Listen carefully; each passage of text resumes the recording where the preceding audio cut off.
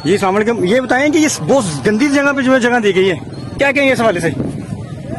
जिसका जितना जरूरत है वही किया।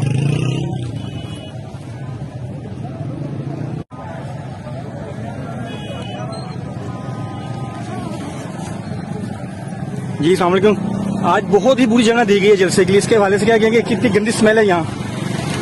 ये लोगों ने गंदी जगह दी है, जी उनकी सोच गंदी है। हुक्मरान है वैसे इसलिए जैसे है वैसे उन्होंने जगह दे दी।